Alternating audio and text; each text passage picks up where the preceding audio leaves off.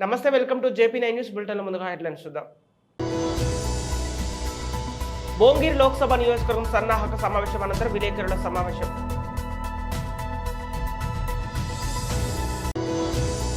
నాసిక్ లో జరిగిన యువజన సమ్మేళనంలో యువశక్తి ప్రపంచ దేశాల్లో సత్తా చాటాలని ఆకాంక్షించారు.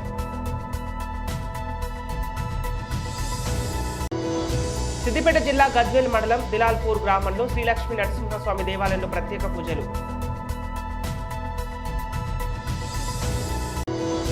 మెదక్ జిల్లా రామాయంపేటలో శ్రీ పద్మావతి దేవి గోదాదేవి సమేత వెంకటేశ్వర స్వామి ఆలయంలో ధనుర్మాస ఉత్సవాలు.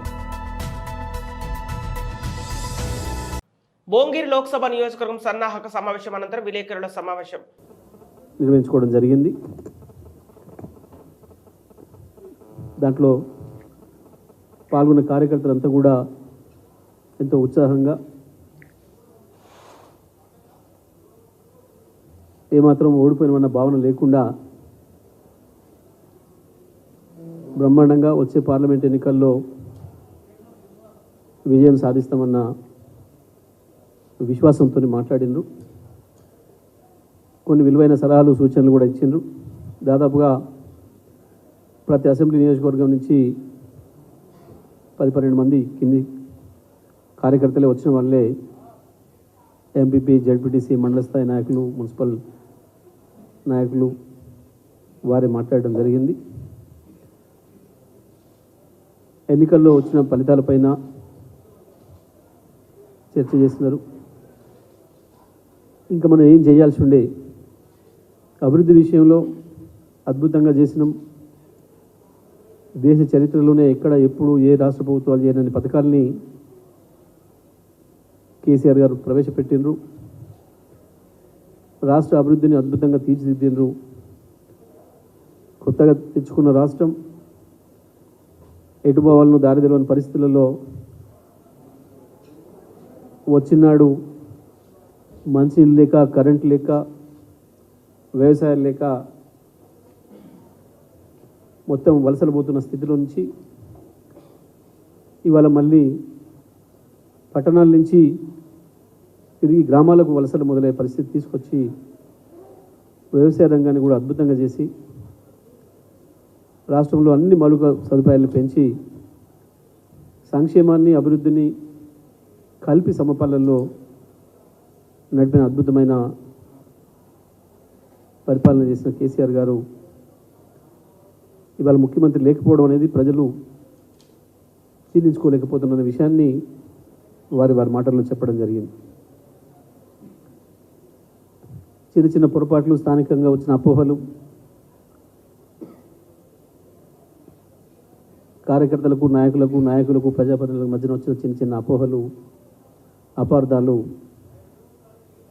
కొంత నష్టానికి దారితీసినాయని, అదే సందర్భంలో అవతల బీజేపీ, కాంగ్రెస్లు ఇద్దరు కలిసి యువశక్తికి ఉజ్వల భవిష్యత్తు కల్పిస్తామని ప్రధాని శ్రీ నరేంద్ర మోదీ గారు భరోసా ఇచ్చారు.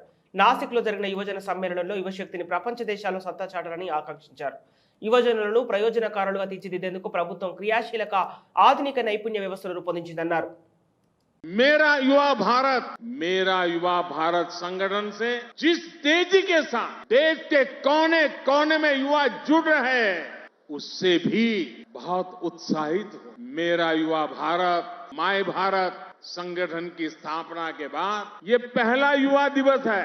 अभी संगठन को बने 75 दिन भी पूरे नहीं हुए हैं और 1 करोड़ 10 लाख के आसपास युवा इसमें अपना नाम रजिस्टर करा चुके. मुझे विश्वास है आपका सामर्थ्य, आपका सेवा भाव देश को, समाज को नई ऊंचाई पर ले जाएगा. साथियों, हमारी सरकार को अब 10 साल हो रहे. इन 10 वर्षों में हमने पूरा प्रयास किया है कि युवाओं को खुला आसमान दे, युवाओं के सामने आने वाली हर रुकावट को दूर करें. आज चाहे शिक्षा हो, रोजगार हो, एंटरप्रेन्योरशिप या इमर्जिंग सेक्टर्स हो, स्टार्टअप्स हो, स्किल्स या स्पोर्ट्स हो, देश के युवाओं को सपोर्ट करने के लिए हर क्षेत्र में एक आधुनिक डायनेमिक इकोसिस्टम तैयार हो रहा है. आपको 21वीं सदी की आधुनिक शिक्षा देने के लिए नई राष्ट्रीय शिक्षा नीति लागू की गई है। युवाओं के लिए अब देश में आधुनिक स्किलिंग इकोसिस्टम भी तैयार हो रहा है। हाथ के हुनर से कमाल करने वाले नौजवानों की मदद के लिए पीएम विश्वकर्मा योजना शुरू की गई। पीएम कौशल विकास योजना की मदद से करोड़ों युवाओं को स्किल से जोड़ा गया। देश में नए आईआईटी, नए एनआईटी लगातार खुलते जा रहे हैं। आज पूरी दुनिया भारत को एक स्किल्ड फोर्स के रूप में देख रही है। సిద్దిపేట జిల్లా గజ్వేల్ మండలం దిలాల్పూర్ గ్రామంలో శ్రీ లక్ష్మీ నరసింహ దేవాలయంలో ప్రత్యేక పూజలు నిర్వహించిన మెదక్ ఎమ్మెల్యే మైనంపల్లి రోహిత్. అనంతరం వారు మాట్లాడుతూ దిలాల్పూర్ గ్రామంలోని శ్రీ లక్ష్మీ నరసింహ స్వామిని దర్శించుకోవడం చాలా సంతోషంగా ఉందని, ఆ దేవుని దీవెనలు ఉమ్మడి మెదక్ ప్రజలపై ఉండాలని కోరారు. వేద పాఠశాలలో కూడా ప్రత్యేక కార్యక్రమాలు నిర్వహిస్తున్నారని వారు తెలిపారు. ఈ కార్యక్రమంలో స్థానిక కాంగ్రెస్ నాయకులు తదితరులు పాల్గొన్నారు.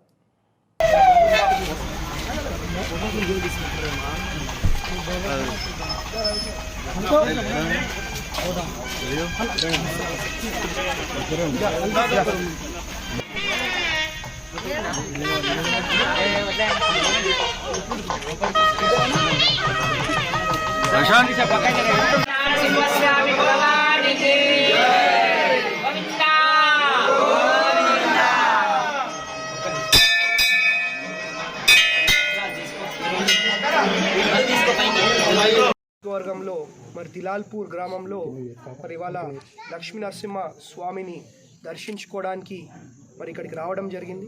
అదేవిధంగా మరి వేద పాఠశాలలో ఇవాళ మరి ప్రత్యేకమైన కార్యక్రమం కూడా మరి చేపడతా ఉన్నారు.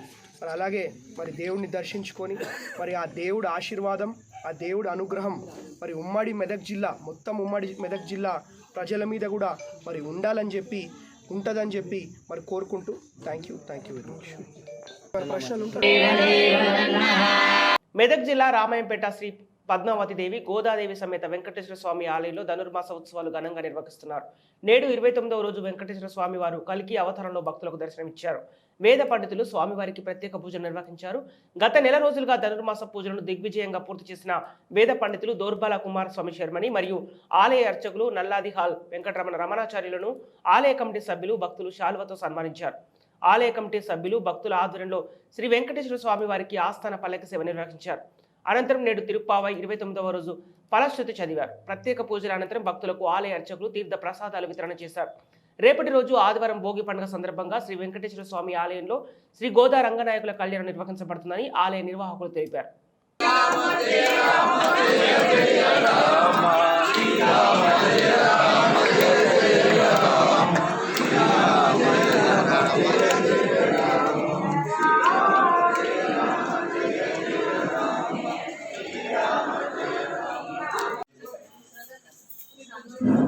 మరి మీరు చదివి రావడం 2 సార్లు భగవద్గీత కంప్లీట్ అయిందండి, 2 సార్లు రామాయణం కంప్లీట్ అయింది, మహాభారతం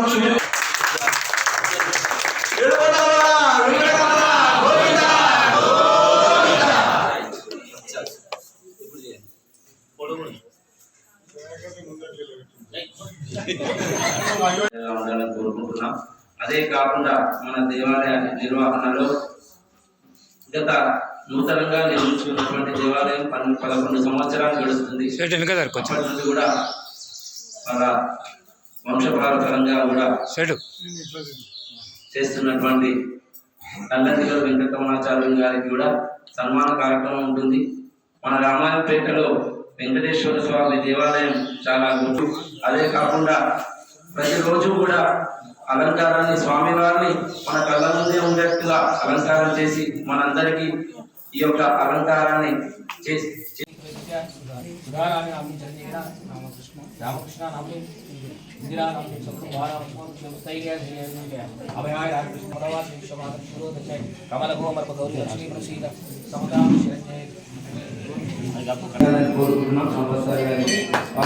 ఏడుకొండలవాడ వెంకటరమణ గోవింద గోవింద. ఇంకంట్లో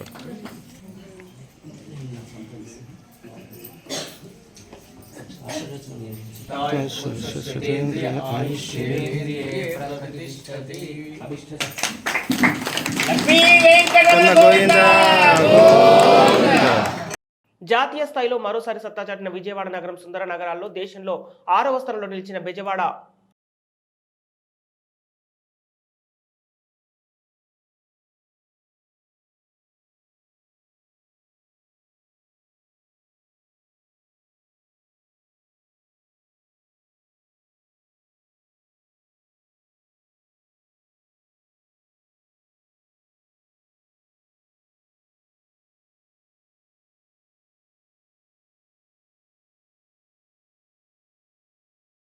నాకు నిరంతరం వెన్నంటే ఉండేది యువత బలమేనని పవన్ కళ్యాణ్ అన్నారు.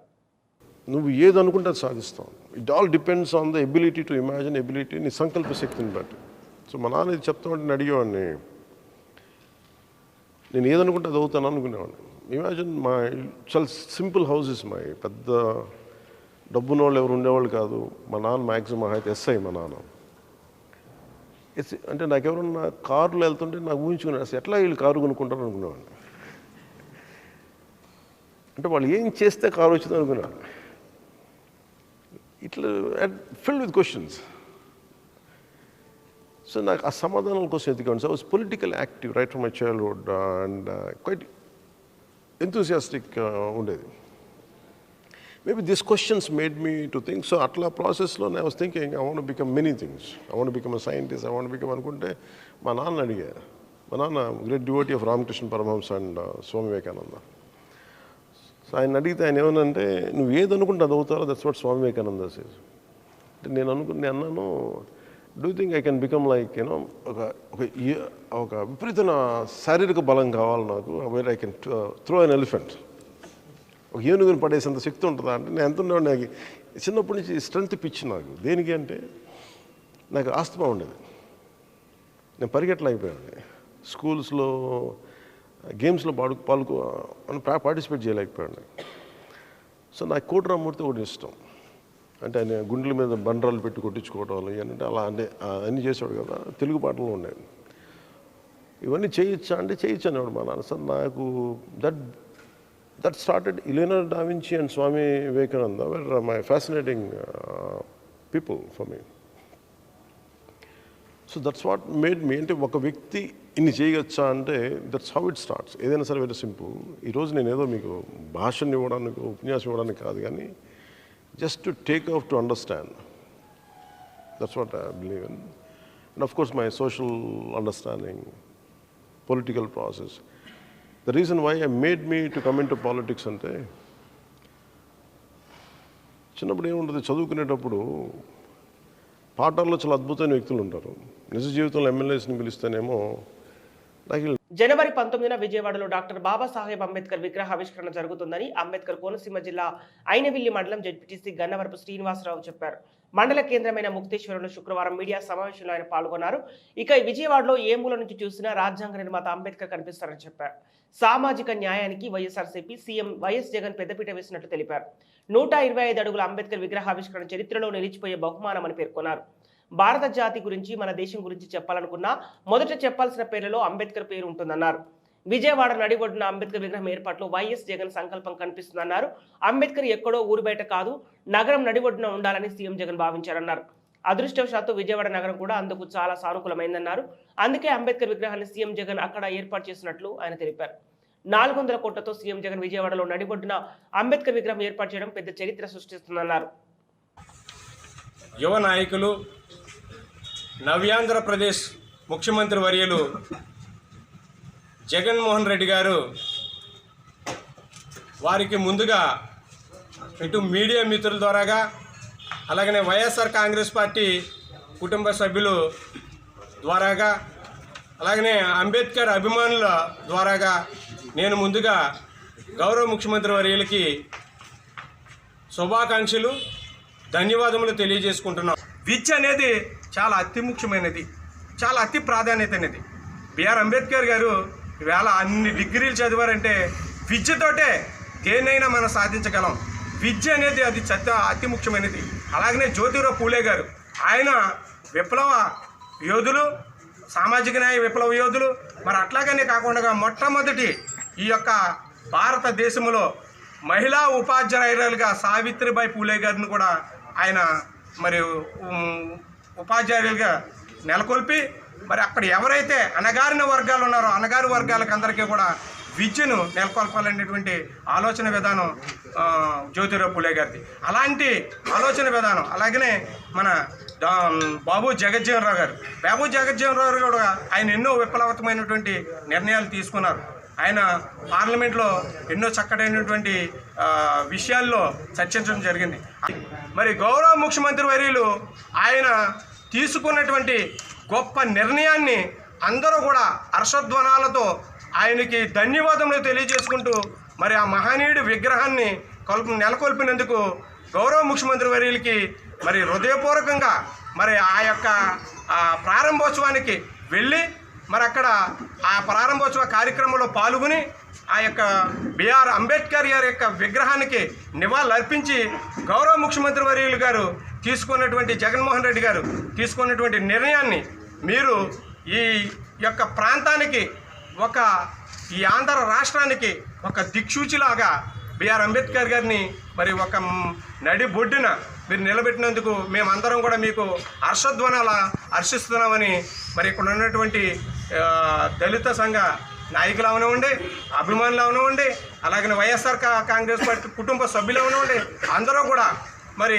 ఆనందం వ్యక్తపరిచేలాగా తరలి వెళ్ళాలని మీకు అందరికీ తెలియపరుచుకుంటున్నాను. ఒకటే మాట అంటారు, పెత్తందారులకి పేదవాడికి పోరాటం అనేటువంటి జరుగుతుందని చెప్తున్నారు ఆయన. ఇటు పెత్తందారులకి ఇటు పేదలకి ఉన్నటువంటి పోరాటమే రేపు 2024లో మరి ఒక జడ్జిమెంట్ అనేది జరుగుతుంది. గౌరవ ముఖ్యమంత్రి వర్యులు మరి ఒకసారి మరి ఆంధ్ర రాష్ట్రానికి ముఖ్యమంత్రి అయ్యి తీరుతారని మీ యొక్క మీడియా మిత్రుల ద్వారాగా తెలియపరుచుకుంటున్నాం.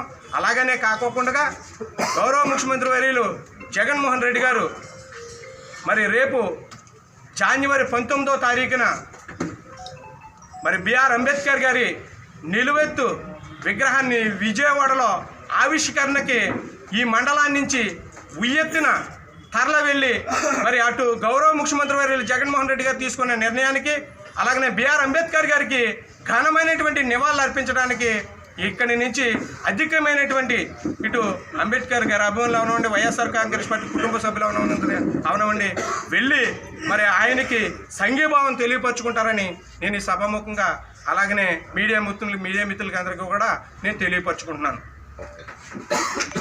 దేవరపల్లి ప్రజలకు మెరుగైన వైద్యం అందించడమే ప్రభుత్వ లక్ష్యమని దేవరపల్లి ఎంపీపీ కేవీకే దుర్గారావు అన్నారు. మండల పరిషత్ ప్రాథమిక పాఠశాల నందు జగనన్న సురక్ష క్యాంపు నిర్వహించారు.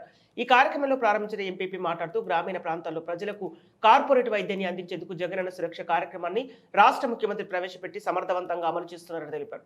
ప్రభుత్వం అందిస్తున్న ఆరోగ్య క్యాంపులను ప్రజలు సద్వినియోగం చేసుకోవాలని సూచించారు. ఈ కార్యక్రమంలో గ్రామ sarpanch Kadimi Veerakumari, society chairman Kavala Srinu, Kadimi Raju, Duggina Gangadharrao, P Ramgopal, DBR Krishnamraju, వైద్యాధికారి డాక్టర్ సాంబశివరావు, విష్ణువర్ధన్, పంచాయతీ కార్యదర్శి ఎన్ రవికిషోర్, సిబ్బంది, ఆశా వర్కర్లు, సచివాలయ సిబ్బంది, గ్రామ వాలంటీర్లు పాల్గొన్నారు.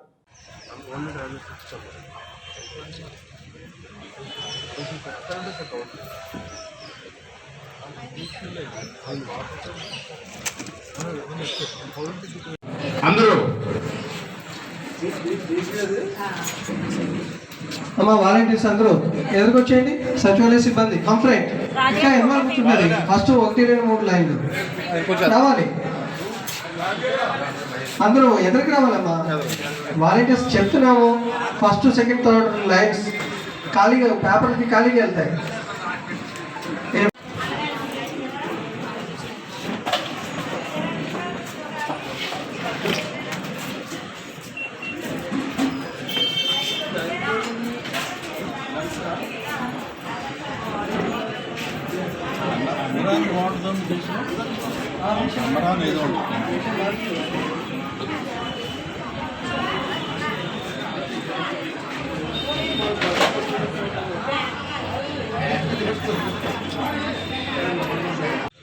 ఈరోజు ఇక్కడ దేవరపల్లి గ్రామంలో సచివాలయం 2 పరిధిలో జరుగుతున్నటువంటి జగనన్న 2 ఫేజ్ 2 కార్యక్రమంలో ముఖ్యంగా పాల్గొన్నటువంటి అధ్యక్షత వహించిన సర్పంచ్ వీరకుమార్ గారికి, సొసైటీ అధ్యక్షులు కౌన్సిల్ గారికి, అలాగే డాక్టర్ సాంబశివరావు గారికి, అలాగే గడిరాజు గారికి, అలాగే వార్డు మెంబర్ మహాలక్ష్మి గారికి, దుగ్గిన ప్రసాద్ గారికి, యువఆర్డి గారికి, ఇక్కడ ఇచ్చేసినటువంటి స్టాఫ్కి, అతని డాక్టర్స్కి, అలాగే ఏఎన్ఎంలకి, అలాగే పేషెంట్స్, అలాగే మిగిలిన సిబ్బంది అందరికీ కూడా నా యొక్క నమస్కారాలు తెలియజేసుకుంటూ ఉన్నా. ఇది కొత్తగా వచ్చిన కార్యక్రమం అయితే కాదు. గతంలో మనం ఫేజ్ 1లో ఏమైతే మనం ఈ యొక్క కార్యక్రమాలు స్టార్ట్ చేసుకున్నామో రాష్ట్ర వ్యాప్తంగా, అందులో భాగంగా ఫాలో అప్ అంటే ఒకసారి ఏదో ఆర్భాటంగా పెట్టి మానేయడం కాకుండా పేషెంట్కి కంటిన్యూగా మనం ఈ ప్రాసెస్ని అందించాలి.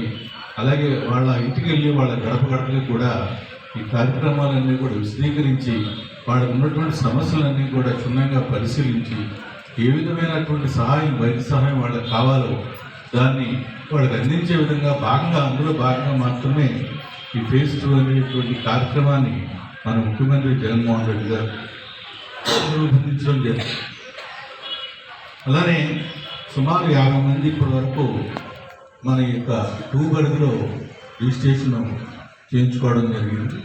మరి ఇందులో మరి ఉన్నటువంటి వెసులుబాటు ఏమైనా ఉన్నదంటే, ఇది మంచి ఇక వరల్డ్ హెల్త్ ఆర్గనైజేషన్ వాళ్ళు ప్రూవ్ చేసినటువంటి మెడిసిన్స్ మాత్రమే మనం ఇక్కడ సప్లై చేస్తాం. అదే మెడికల్ షాప్లోకి వెళ్ళేసరికి రకరకాలైనటువంటి మెడిసిన్స్ అన్నీ ఇస్తూ ఉంటారు. అలా కాకుండా WHO ఇచ్చినటువంటి వాళ్ళ సూచనల మేరకు తయారైనటువంటి మెడిసిన్స్ మాత్రమే మనం ఇవ్వటం వల్ల దాంట్లో మంచి క్వాలిటీ, అలాగే నమ్మదగ్గటువంటి మందులన్నీ కూడా మనం ఉచితంగా కూడా అక్కడ సర్వీస్ చేస్తాము. అదేవిధంగా ఈ యొక్క మెడికేషన్కి వచ్చేసరికి స్పెషలైజేషన్ ఇప్పుడు కూడా మన గ్రామాల్లోకి ఇక్కడ MDలు కానీ MSలు కానీ వీళ్ళెవరు వచ్చేటటువంటి అవకాశం లేదు. ఆ యొక్క పరిస్థితులను అధిగమించి మనం ఈరోజు రాజమండ్రి కానీ, అలాగే వేరే కొంతమూరు కానీ ఇట్లా బయట సిటీస్ నుంచి కూడా ఈరోజు స్పెషలిస్టులు అందరూ వచ్చి మన యొక్క ప్రజల యొక్క ఆరోగ్యాన్ని రక్షించడం కోసం వాళ్ళందరూ కూడా శాయశక్తుల మరి ఉదయం నుంచి సాయంత్రం వరకు కూడా కృషి చేస్తున్నందుకు వాళ్ళందరినీ కూడా మనం అంతా కూడా, అలాగే వాళ్ళతో పాటు ఈ స్టాఫ్ అందరినీ కూడా మనం అభినందించాల్సిన అవసరం ఉందని చెప్పి సందర్భంగా ఇది తెలియజేస్తాం. మరి ఇందులో భాగంగా ఒక 2 విషయాలు మనం చూసుకున్నట్లయితే, ఈ యొక్క ఆరోగ్యశ్రీ అనేటటువంటి మాట ఈ యొక్క దేశంలో ఒక రాజశేఖర రెడ్డి గారు ద్వారా, ఆయన నోటి ద్వారా మాత్రమే ఈ యొక్క ఆరోగ్యశ్రీ అంటే ఏంటనేది ఇక దేశ ప్రజలకి పరిచయం. అది మీ అందరికీ తెలుసు. 2005-6 సంవత్సరాల్లో ఆయన ఈ యొక్క పేద ప్రజలు ఎక్కువ మంది ఈ యొక్క వైద్యం అందగా ఆపరేషన్ సక్రమంగా చేయించుకోలేక వాళ్ళ యొక్క ఆర్థిక ఇబ్బందుల వల్ల చాలామంది చనిపోతూ ఉన్నారనేటటువంటి ఒక భావనకి ఆయన వచ్చి, దీనికి కనీసం ఒక 2 లక్షల రూపాయలైనా మనం ఆర్థికంగా చేయూతనిచ్చి వాళ్ళకి వైద్యం చేయించినట్టయితే చాలామంది ప్రాణాలను మనం నిలిపినటువంటి వాళ్ళు అవుతాం అని చెప్పి ఆయన సదుద్దేశంతో ఎంతటి రిస్క్ అయినప్పుడు కూడా ఈ పథకాన్ని ఆ రోజు ప్రవేశపెట్టడం జరిగింది. దాంతోపాటు 108, 104 అనేటువంటి కార్యక్రమాలు మరి గతంలో మీరు చూశారు. ఎవరైనా యాక్సిడెంట్ అయ్యే రోడ్డు మీద పడిపోతే కనీసం వాళ్ళ వెంట కూడా చూడటానికి భయపడేటువంటి రోజులు. ఒకవేళ నిజంగా ఆ యొక్క దెబ్బతిన్నటువంటి పేషెంట్ దగ్గరికి వెళ్తే ఆ పోలీస్ కేసులు ఏమన్నా మన మీద పెడతారేమో అని చెప్పి చూసి కూడా చూడనట్టుగా దారిపోయేటటువంటి రోజుల నుంచి ఈరోజు 108కి ఫోన్ చేస్తే, ఎవరైనా సరే దారిపోయే మనిషి 108కి ఫోన్ చేస్తే వితిన్ 5 నుండి 10 మినిట్స్ లోపు అక్కడ 108 వచ్చి ఆ యొక్క మనిషికి ఇమీడియట్గా మెడిసిన్స్ కానీ సత్వర సేవలన్నీ అందించి వాళ్ళకి ఆక్సిజన్ కానీ, బీపీ సరిగ్గా చూడటం కానీ, అలాగే వాళ్ళకి సిలిండర్స్ కానీ, సంబంధిత ఇంజక్షన్లు అన్నీ కూడా ఇచ్చి వాళ్ళని ఇమీడియట్గా నియరెస్ట్ హాస్పిటల్లో చేర్పించే ప్రక్రియ ఈరోజు రాష్ట్రం అంతా కూడా సుమారు 2000 వాహనాలతో ఈరోజు రాష్ట్రం అంతా జరుగుతోంది. అందులో భాగంగానే ఇంకా మారుమూల గ్రామాల్లో వైద్య సేవలు సక్రమంగా అందట్లేదని చెప్పి మన దేవరపల్లి అయితే ఇక PHC లాంటి ఆరోగ్య కేంద్రాలు, అలాగే మిగిలినటువంటి చిన్న గ్రామాల్లో ఆరోగ్య సేవలు అందట్లేదని చెప్పి వాళ్ళ సౌలభ్యం కోసం 104 అనేటువంటి కార్యక్రమాన్ని పెట్టి అందులో సుమారు 105 రకాల మెడిసిన్స్ అన్నీ కూడా ఉచితంగా ఇచ్చే విధంగా, అందులోనే పరీక్షలన్నీ కూడా చేసే విధంగా కూడా. బులెటిన్ ముగించే ముందు హెడ్లైన్స్ మరోసారి. భోంగిరి లోక్సభ నియోజకవర్గం సన్నాహక సమావేశం అనంతరం విలేకరుల సమావేశం.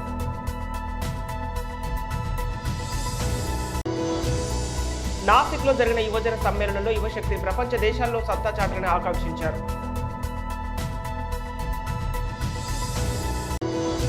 సిద్దిపేట జిల్లా గజ్వేల్ మండలం దిలాల్పూర్ గ్రామంలో శ్రీలక్ష్మీ నరసింహస్వామి దేవాలయంలో ప్రత్యేక పూజలు. మెదక్ జిల్లా రామాయంపేటలో శ్రీ పద్మావతి దేవి గోదాదేవి సమేత వెంకటేశ్వర స్వామి ఆలయంలో ధనుర్మాస ఉత్సవాలు. ఇవి ఈనాటి వార్తలు. మరో బులెటిన్తో మళ్ళీ కలుద్దాం.